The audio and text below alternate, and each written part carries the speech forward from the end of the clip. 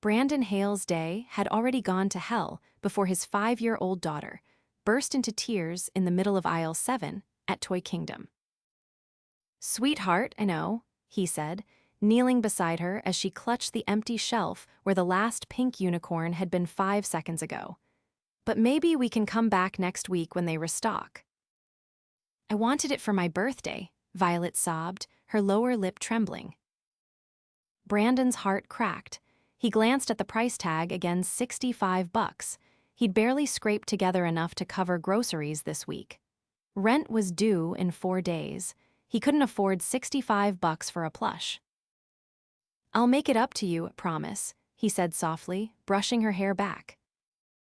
And then it happened.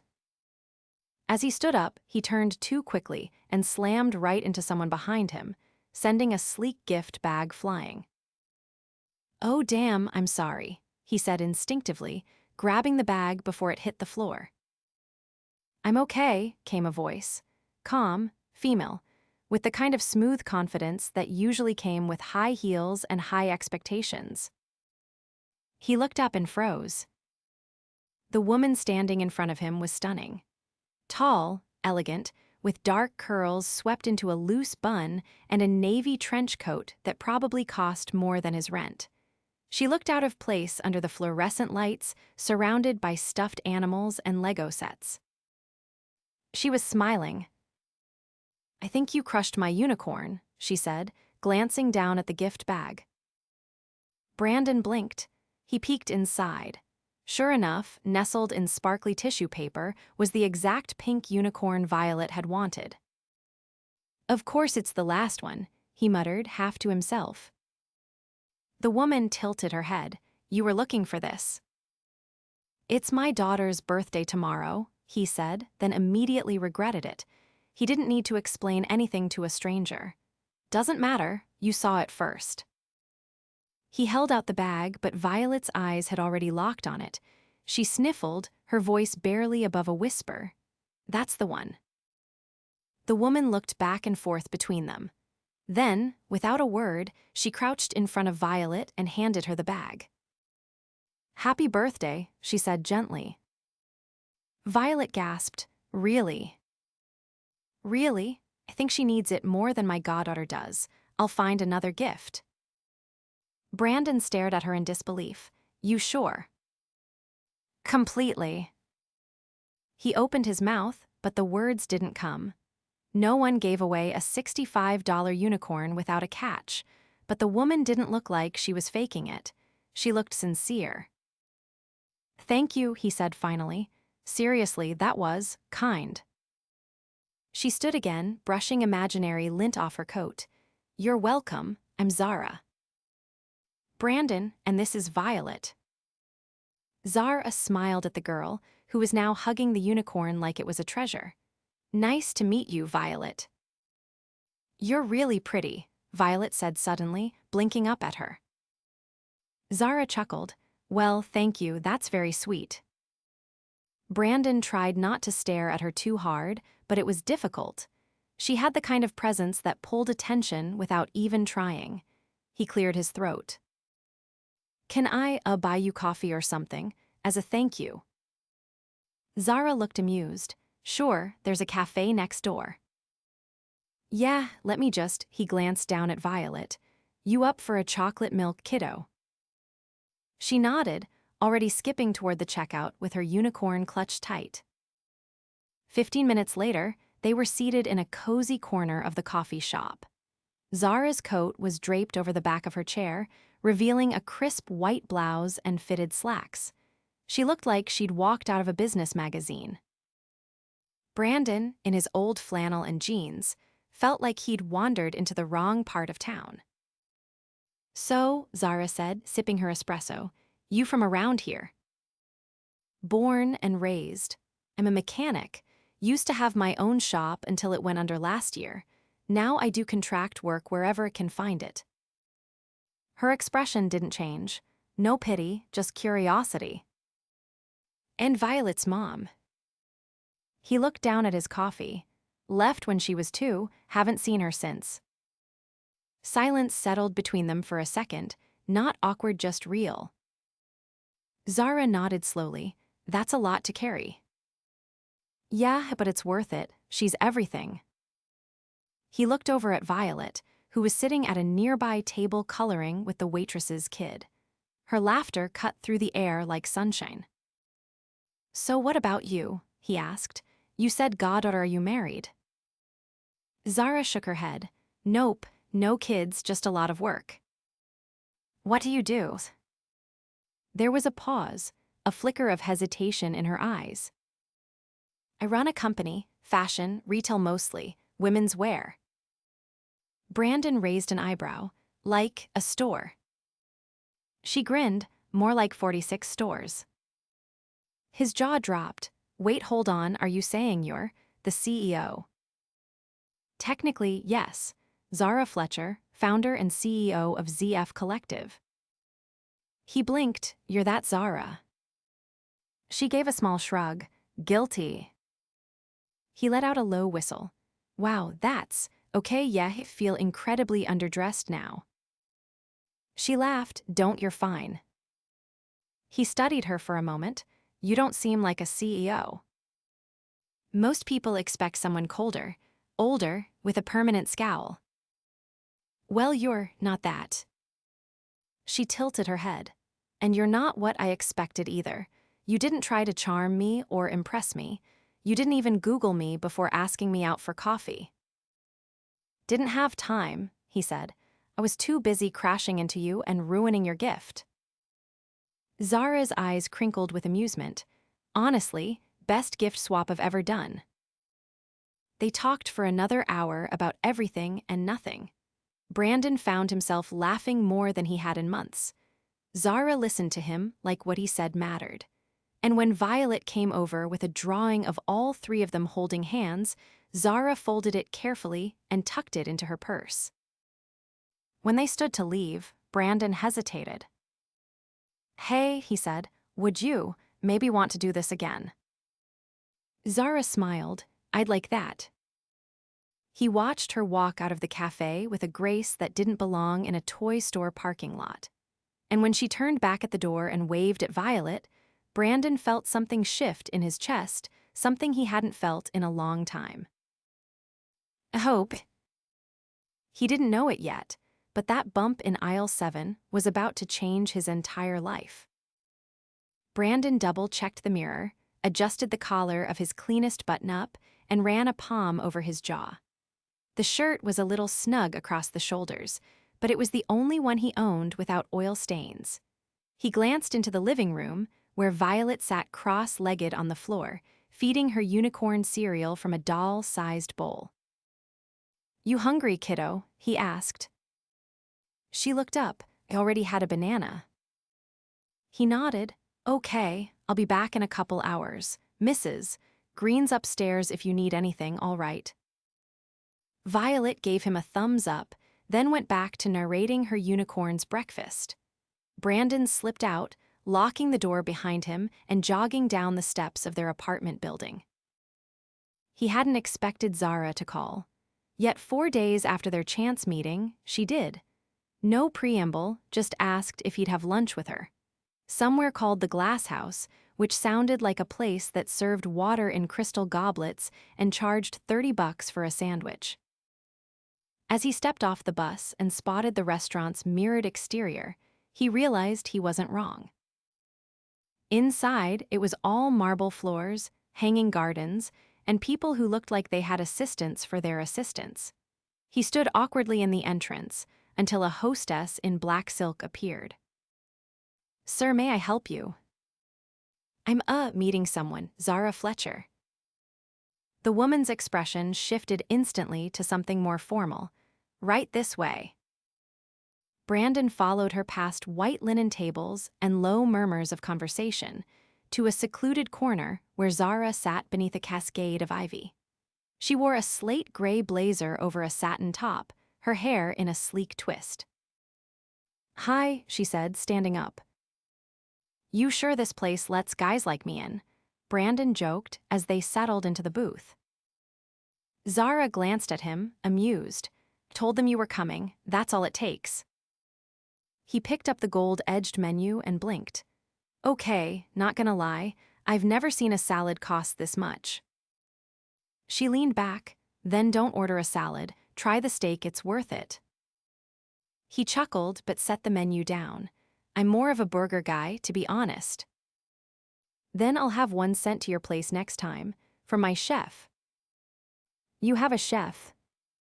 He's terrible at breakfast, but brilliant with beef. Brandon shook his head, grinning. For a woman who ran an empire, she was surprisingly unfiltered. She folded her hands on the table. So, I've been thinking about you. He blinked. That's unexpected. Don't sound so alarmed. I meant what I said the other day. You're different.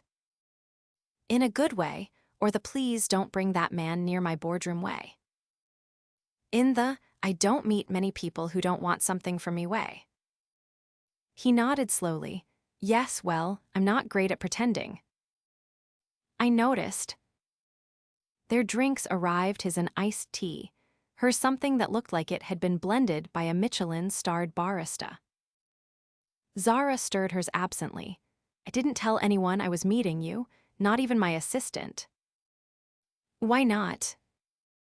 Because then it becomes a conversation, and I'm not ready to have that yet. Brandon tilted his head. Is this your way of saying this is a secret lunch? She looked at him, serious now. I don't let people into my personal life easily. Most of the time, the minute they know who I am, they either get intimidated or start calculating how to use it. And you think I'm not doing that? I think you're the first man I've met in years who didn't ask me for anything. Brandon leaned forward slightly. I don't need anything from you, Zara, but full disclosure, I'd like to see you again. She didn't answer right away. Then she smiled, something softer than before. I'd like that too. They ate while she told him about a designer who tried to pass off last season's line as vintage revival, and he described a radiator repair job that ended with a squirrel leaping out of the hood. She laughed so hard she had to dab at her eyes, and he couldn't stop watching the way her shoulders relaxed when she wasn't busy being a mogul. After they paid well, she paid, because she insisted, and he didn't have time to argue. They stepped outside into the crisp afternoon air. I've got a meeting across town, she said, checking her watch, but I'll call you later. Brandon nodded. You want me to walk you to your car? She gestured toward the curb. That one. He turned to see a black Mercedes idling, a driver in a charcoal uniform stepping out to open the door. Right, he said. Of course you'd have a driver. Zara touched his arm lightly. You okay? Yeah, this is new for me. It's new for me too, she said, her voice low. As she slid into the car, she looked up at him. I meant it, Brandon, I'll call. He nodded again, then watched the car pull away, his head spinning.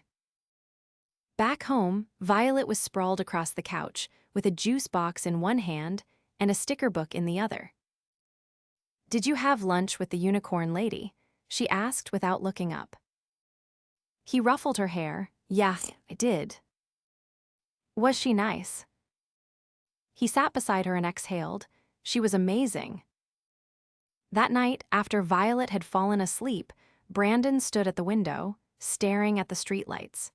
He didn't know what this was becoming, but he could feel it shifting under his feet like the first few seconds of a landslide. And for the first time in a long time, he didn't feel like running. Brandon stood in the middle of the showroom floor, wiping his hands on a rag that had once been white. The dealership garage where he'd picked up weekend work had the soul of a vending machine, cold, metallic, and full of overpriced nonsense. But it paid cash, and cash meant groceries. Oil changes, tire rotations, filters, nothing complicated, just enough to keep his fingers moving and his mind from wandering. Until it wandered anyway. He kept thinking about the way Zara had looked when she'd leaned into the car, her voice low and unreadable. I'll call. She had. Twice. Once to ask about his favorite movie, he'd said Die Hard, and she'd said that was ridiculous but charming, and again to ask if Violet liked horses. Now it was Friday, 3 days since their lunch, and she'd left a voicemail asking if they were free on Saturday. He rinsed off his hands, pulled out his phone, and hesitated. Then he hit call. She answered on the second ring. "I was starting to think you got abducted." He laughed, wiping sweat from his brow. "Nah, just elbows deep in a transmission." "Sounds glamorous." "Jealous?" "A little. Bet transmissions don't interrupt meetings with quarterly reports." "They don't, but they leak coolant and ruin shoes." "Touché," she said. "So tomorrow, I was thinking something outdoors, fresh air, space for small feet to run wild." Brandon leaned against the steel pillar behind him. "You're not taking us to a polo match, are you?" "I was thinking simpler, trail rides. There's a ranch outside the city that does family sessions. You in?" He glanced at the clock. His shift ended in 20 minutes, and the thought of Violet on a pony made something warm uncurl in his chest. "Yeah, that sounds good." "I'll send a car." "You don't have to." "Brandon," her voice dropped, not sharp but certain, "let me do this." He paused. "All right." "Good, bring jeans, and maybe a hat, you'll thank me." The next morning, Brandon packed extra clothes in Violet's backpack, double-knotted her sneakers, and made sure she had sunblock on both cheeks. At exactly 10, a silver SUV pulled up in front of the building. The driver, a man named Theo, handed Violet a juice pouch and addressed Brandon like he was royalty. "Miss Fletcher will meet you there, sir." The ride took nearly an hour. As they passed the city limits, the buildings gave way to wide fields and gently sloping hills. Violet pressed her face to the window, narrating every cow, barn, and bird she saw. When they arrived, Zara was already there, standing near a white fence, one hand resting casually on the rail. She wore jeans, riding boots, and a loose chambray shirt. Her hair was down, the wind tugging strands across her shoulders. "You weren't kidding about the hat," Brandon said as he stepped out, shielding his eyes from the sun.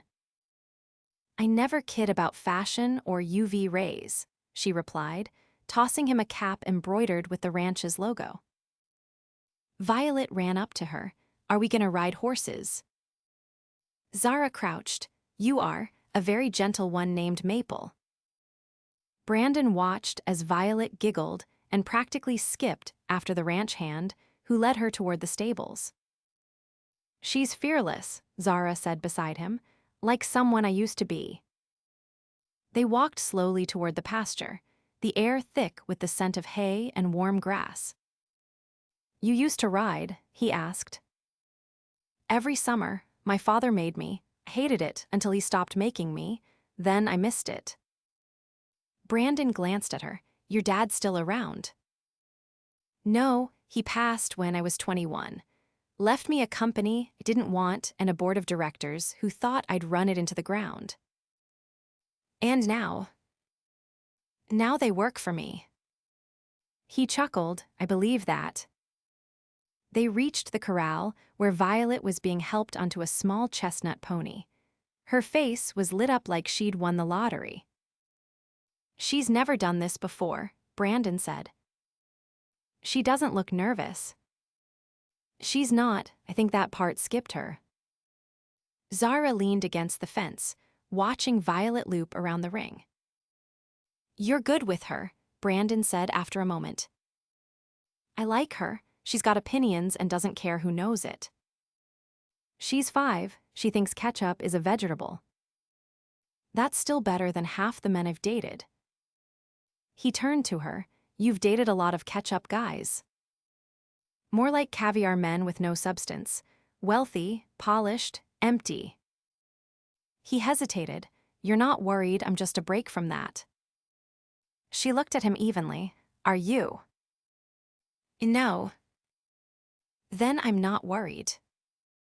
They stood together in silence for a while, watching Violet circle the pen. The sky was cloudless, the kind of blue that made everything feel like it might just work out. After the ride, they sat at a picnic table beneath a canvas canopy. Zara handed Violet a grilled cheese and a cup of lemonade. "Thank you," Violet said, swinging her legs. "You're very welcome," Zara replied. Brandon took a seat across from her. "You didn't have to do all this." "I wanted to." "I know, he ran a hand through his hair. "This is a lot." She set down her drink. "You think I'm trying to buy your time." "I think you don't do anything halfway." "That's true, but this isn't charity, Brandon. I like you, I like her. I want to be here."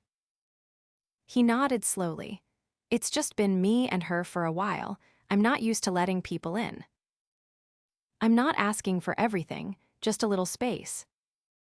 He looked at her, really looked, and saw not the CEO, not the woman with a driver and a wardrobe worth more than his car, but someone who was trying. Honestly, quietly, without pressure. "I can do that," he said.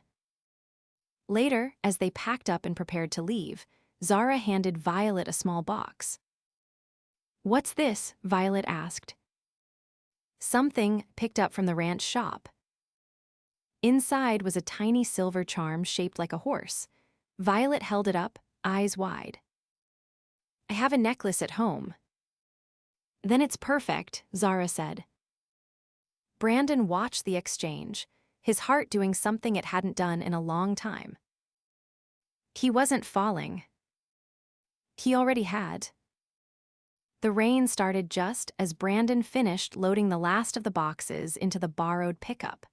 He pulled the tarp across the bed, yanked the bungee cords into place, and rolled his shoulders. The ache in his lower back was sharp, but it was nothing compared to the pressure that had been building in his chest for the past week. He glanced up at the third-floor window where Violet stood with Mrs. Green waving through the glass. He lifted his hand in return, then jogged down the block toward the waiting car. Zara had offered to help him move. She'd said it like it was nothing, like she wasn't the founder of a multi-million-dollar brand who had a calendar more packed than a city council's. "I want to," she'd said. "Besides, I'm good at organizing chaos." True to her word, she'd shown up in jeans, sneakers, and a ponytail, sleeves rolled up and ready to work. She hadn't blinked at the worn couch or the chipped mugs. She just asked where the packing tape was and started labeling boxes with handwriting that put his to shame. Now, as he slid into the passenger seat of her SUV, she handed him a thermos. "It's hot," she warned. "Cinnamon and a shot of espresso." "I didn't know I needed that," he said, taking a cautious sip, "but apparently I did." "You looked like you were about to fall over." "I feel like I already did and just haven't hit the ground yet." She glanced at him as she pulled out onto the main road. "You sure about this place?" "It's a step up, not fancy, but it's safer, cleaner. Violet gets her own room." "And you." "I get a window that doesn't stick, and a kitchen you don't have to kick to make the stove work." She gave a small nod, then turned her attention back to the road. The silence between them was heavier than usual, not uncomfortable, just weighted with something unspoken. He finally broke it. "I've been thinking about the way you just showed up for us, no fanfare, no expectations." "You make it sound like I did something extraordinary." "You did," he said, "at least to me."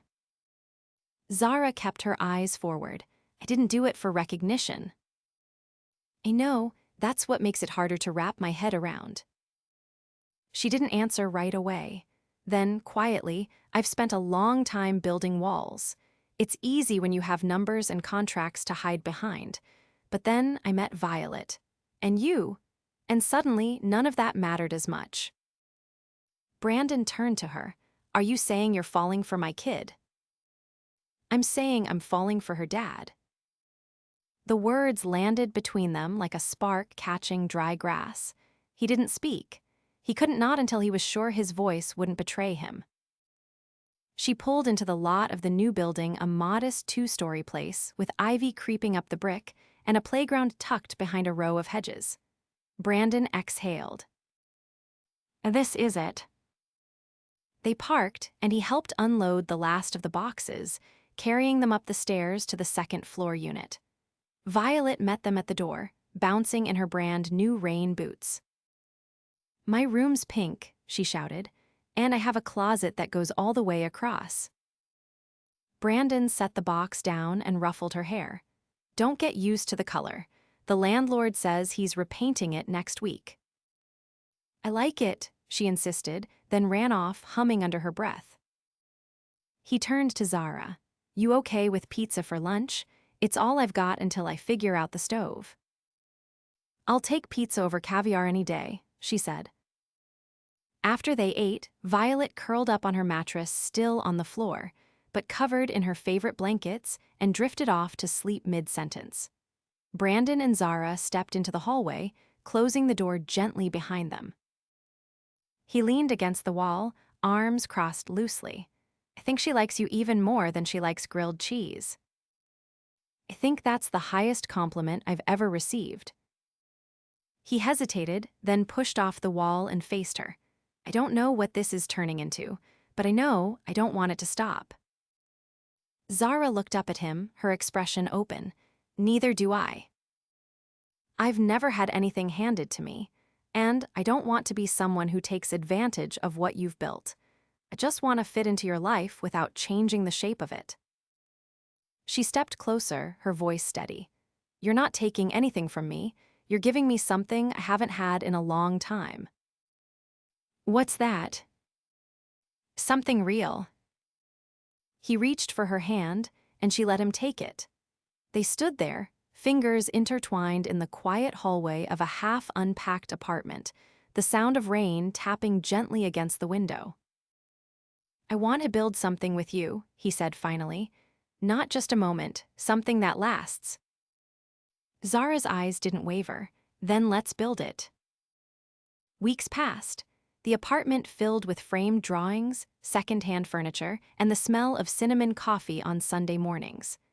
Zara visited often, sometimes with takeout, sometimes with wildflowers from the market. She never made a show of her wealth. But once, when Violet's sneakers fell apart at school, Zara had a new pair delivered to the apartment with a note that read, "For more pony adventures." Brandon started picking up steadier work, small engine repairs, weekend gigs fixing HVAC units. One afternoon, he found a note slid under his door with a logo he didn't recognize. It was an offer, a position at a high-end auto restoration shop, with benefits. When he asked how they'd found him, the manager shrugged. "Someone sent in your name, said you had integrity and hands that could bring dead engines back to life." He didn't have to ask who. And then came the gala. Zara invited him, yes, but she didn't tell him what it was. He arrived in a borrowed suit, nerves jangling like loose bolts. The ballroom was glass and gold, filled with people in gowns and tailored tuxedos. Cameras flashed. Waiters passed trays of oysters and wine. And there, at the top of the staircase, stood Zara. She wore a midnight blue dress that shimmered like the sky before a storm. But it wasn't the dress that stunned him.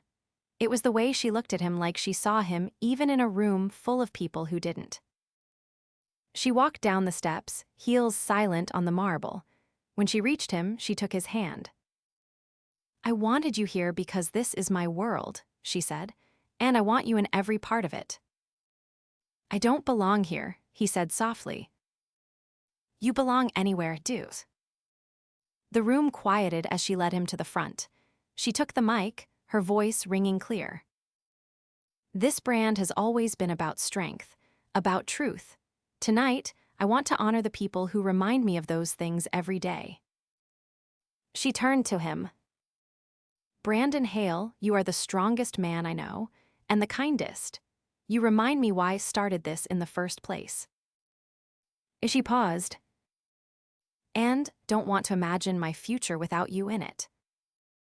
He stepped forward, unsure if he was supposed to speak, but she didn't give him the chance. "I love you," she said, "fully, fiercely, without conditions, and I want to build a life that matches the way you love your daughter with everything you've got." He swallowed hard. "You sure about this?" She nodded. "I've never been more sure." He pulled her into his arms, kissed her in front of 100 strangers, and knew every part of his life before this had led to this moment. Later, beneath the stars on the rooftop terrace, Violet danced barefoot between them, laughing as Zara spun her around. Brandon wrapped an arm around her waist, pulled her close, and whispered, "Don't let go." Zara looked at him, her eyes shining. "Never." And she didn't. Brandon adjusted the silver cufflink on his wrist, watching himself in the mirror of the hotel suite Zara had rented for the weekend. The view behind him, wide glass windows opening onto the skyline, was breathtaking, but it had nothing on the woman standing at the center of the room in a floor-length emerald gown, pinning a flower into Violet's hair. "Don't move, sweetheart," Zara said, her fingers quick but gentle. "There, now you're perfect." Violet turned toward Brandon with the kind of proud smile only a 7-year-old could wear when dressed in a sequin dress and sparkly shoes. "Do I look like a flower princess?" "You look like royalty," he told her, walking over and kissing her forehead. "But still better not catch you climbing anything tonight." Zara laughed softly, standing up straighter. She promised to stay within 1 foot of the chocolate fountain. "I said I'd try," Violet corrected, grinning. Brandon lifted her into his arms. "Fair enough." Tonight wasn't just a party. It was a celebration of the official opening of Zara's new charitable foundation, one that would fund vocational programs for single parents and under-resourced communities. She'd named it the Hale Initiative. He hadn't believed her when she said she wanted to use her company's influence to build something more lasting, but then she'd brought him to the planning meetings. She'd asked his opinion, and she'd listened. Every detail of the gala had been curated to reflect that mission. The marble ballroom was filled with warm candlelight and live music, but instead of the usual stiff elegance, the walls were lined with photographs of real people who'd already benefited from the pilot programs. As they walked into the venue, Brandon's breath caught. He hadn't expected to see his own face, in black and white, on one of the central banners holding Violet in front of their new apartment door, both of them mid-laugh. "You didn't tell me you were putting that up," he said, his voice low. Zara leaned in. "I didn't want you to find out until tonight. You're the reason I started thinking differently." He turned to her, heart thudding. "I was just trying to get through the month." And that's what made it matter. The evening passed in a golden blur.